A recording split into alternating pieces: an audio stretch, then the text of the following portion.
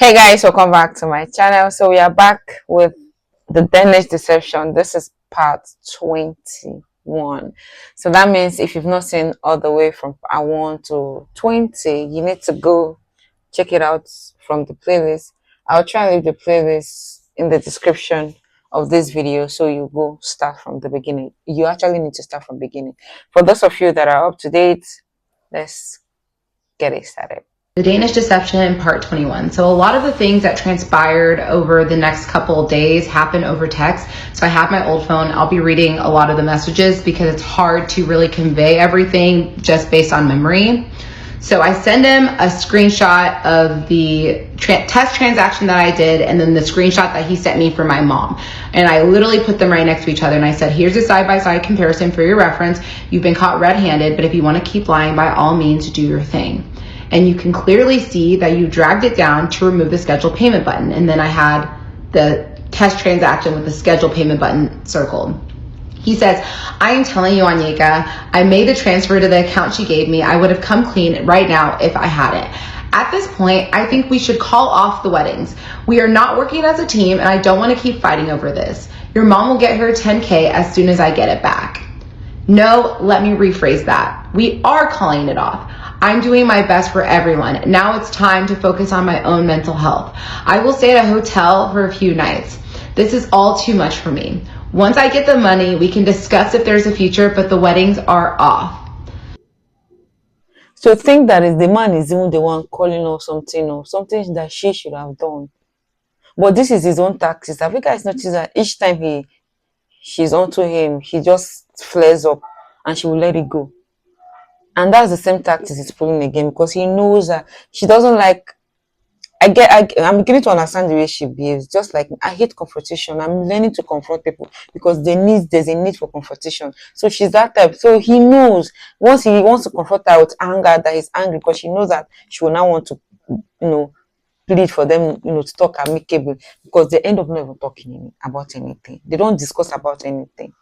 So at that point, I'm just, what is happening? This is just, I'm so confused. Obviously, I had just bought my wedding dress and I was planning this wedding, but the weddings weren't even like on my mind. I just knew that he was struggling with something really, really big and I wanted to know what it was. And the weddings, at this point, I was like, let's cancel the weddings. I don't even care. I was more focused about his well-being and making sure he was going to be okay. So I do another test transaction, but this time I actually loaded money into Revolut and then I sent it to myself. And so I said, FYI, this is what it looks like when you actually make a transfer in Revolut. And I did like a couple $100, just a small amount. And I said, the lies need to stop. Aren't you tired and exhausted? Do you think I want that for you? He goes, don't worry about me. I'll go to Denmark either tonight or tomorrow. I have enough miles to book it. Then we'll figure out the business account and you'll be made whole. After that, we can figure out the next steps. So to answer your question, yes, I'm tired, but I'm more than tired. I am done. So I sent him this message. You think you leaving is what I want? We don't need space. We need a relationship that's open and honest. You say you want to focus on your mental health. Keeping up with your lies and taking on the stress is destroying your mental health. You say you want to work as a team. How can we if you can't be honest with me? I'm here for the good, the bad, the ugly, but we can't work through any of this until you can give me the honest truth. So he gets back from the gym and he walks in the house. He walks past me. He walks past my best friend, goes up to the room. I follow him into the room and I go, hey, can we talk about this? He said, what is there to talk about? I told you I'm done. And I go, what does that mean? He says, I want a divorce. And at this point, I'm just stunned because never once has he mentioned leaving me or divorce or anything. So he has gotten what he wants from her. He has a green card.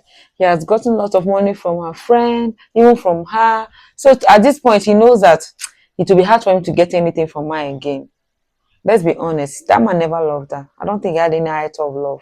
Somebody like, we don't even know how to love people. I'm shook at this point. And then he proceeds to tell me, he said, you prioritize your friends and family above me in our relationship. I've never felt like this is my home. I'm a guest in this home. My stuff is in the guest closet. And I'm like, your stuff wouldn't fit in the master closet. Like, it's fine. Like, I'm just sitting here just so confused. And he said, you only love me when there's money in my account, which is crazy because there was tons of times where there wasn't money in his account.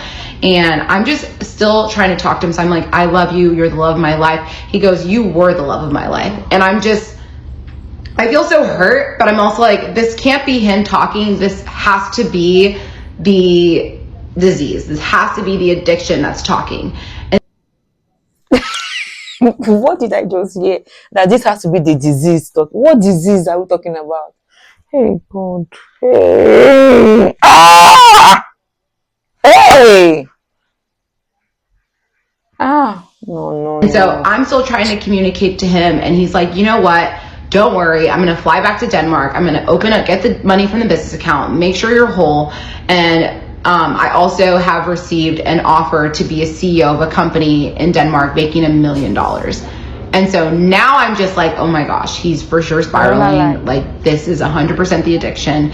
And it's insane because at this point I should have just been like, okay, go buy and be done with him. But I'm very much still fighting for the relationship because I don't think that there's anything crazy big that we can't navigate and come through together. So we're not making any progress in the conversation. So I leave. I go to my friend Rebecca. I said, let's go for a drive. So we take her daughter, we go to the lake, and I tell her everything. And I just break down, and she's in shock because she had no idea that I was dealing with this along with most people.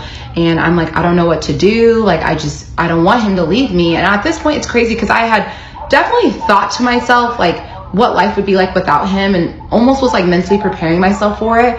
But I always thought it was going to be on my terms. But the fact that he was leaving me just like put me in like this.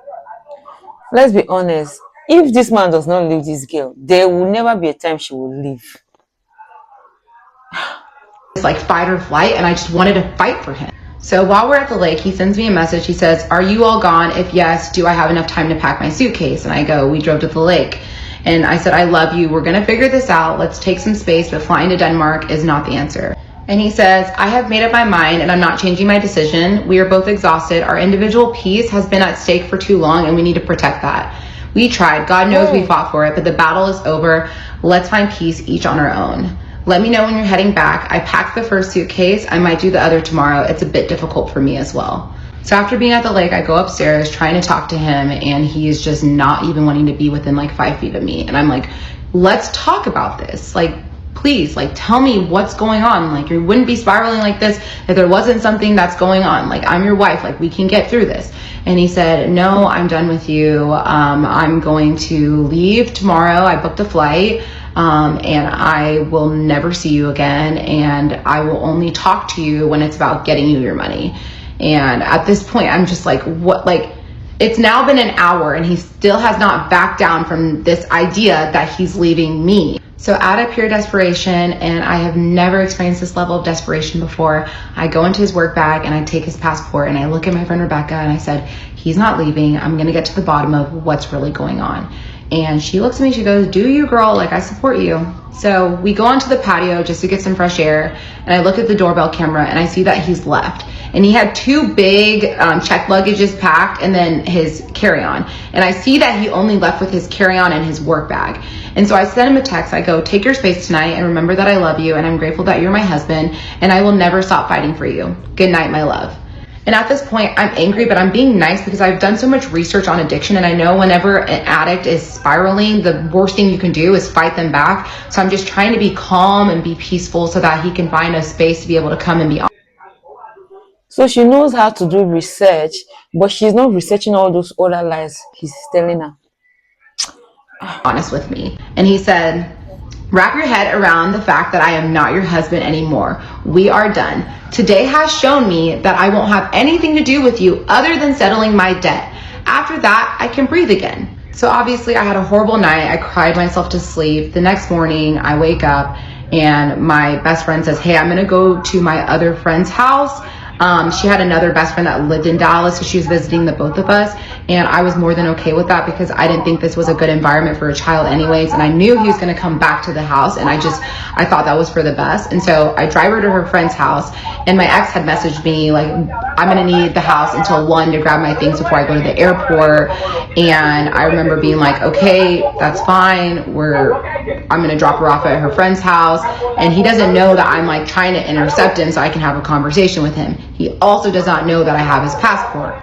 So I drop Rebecca off at her friend's house, and I come back, and my ETA is like 12:30, and I know he said he was going to leave around 1. So I was like, okay, I'll have some time to intercept him. I get home, and everything is gone. His bags that were packed are gone. And I don't know if anyone's ever experienced being left by a spouse without knowing, or even a partner in general, but it is the most devastating feeling in the world. And especially someone that you shared your life with, they're there one day and the next day they're gone. It is just gut-wrenching. And I honestly, at that point, To be honest, my heart really breaks on behalf of this woman, because from her own side, she genuinely loved this man, and she was willing to do anything, whatever, to make it work, despite the fact that he had his own bad side. She was okay with his, with his shortcomings. She's, from the way she's talking, she's okay living her life that way. So I can just imagine what she must have been going through, knowing the fact that she loved the man that never even loved her. In fact, he's never liked her. Let's be honest. Just start screaming. And I sent him a text and I said, I have your passport. He said, what the fuck is wrong with you? I go, please come home, babe. You fight for the people you love, and I love you, and we will get through this. And he said, this stunt literally cost me thousands of dollars. My decision is made. Remember who is fighting who. And I said, we just need to talk through this. I know you're hurt, and I'm sorry for my part in this, but you're my husband, and we will fight through this. We're building a life here with friends and family. He said, I am over it, but don't worry. All your troubles will go away. Now it'll just take a day longer and cost me more money. Ridiculous. I don't care anymore. I really don't. I say, I don't believe that. You wouldn't have married me if you wanted to give up that easily. He said, well, okay, but I'm getting a temporary passport, so I'll be leaving, and you made sure to take my green card too. So even if I wanted to come back, that's not possible. Take care. And you think I'm giving up easy? You're delusional. I said, I can mail it to you. And at that point, I'm freaking out because I did take his green card. So I get in the car and I said, I can bring you your passport and I can bring you your green card. I'll go to the airport. He goes, don't worry, I'm on the phone with the consulate. They'll figure it out. I don't need you. And I said, I'm on the way with the passport right now. I'll be there in 20. He said, I'm not going to see you. Trust me. I said, okay, I'll turn around. But I also can leave the passport at the front desk so you don't have to see me. He goes, don't worry, getting issued an emergency passport. Don't you fucking leave my passport anywhere. This is the most insane situation I've ever heard of. And guys, this is my favorite text in the entire thread. Call on your friends and family. You prioritize them, now they can show up for you. And just to be very clear, I do not give a fuck if you tell everybody everything. So here I am telling everybody everything.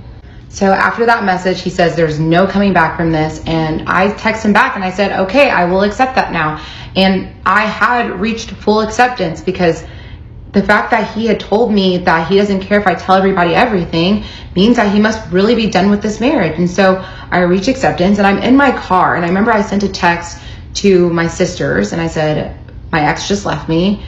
And I also called my best friend Nneka and I told her, I said, he just left me. And I stay on the phone with her until I get home. And I get home and I just plant on the couch and I'm just hysterically crying and just completely wrecked, completely heartbroken. Like the man that I love has just left me and I'm never going to see him again.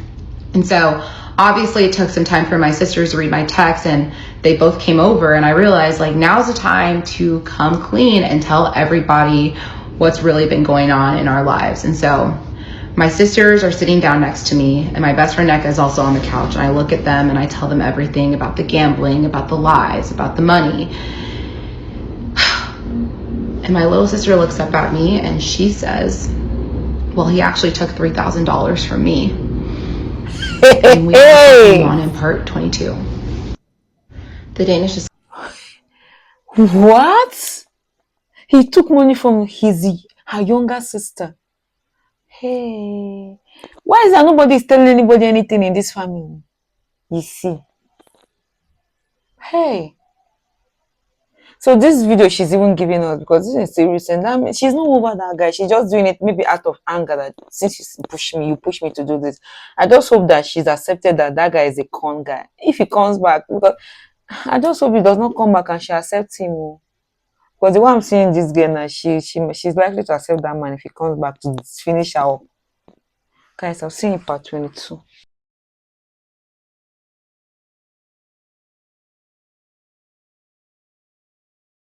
Let me show you guys this handcrafted tie and dye shirts. It's so lovely. It's one of my favorite things. Let me show you another. So this comes in blue and white.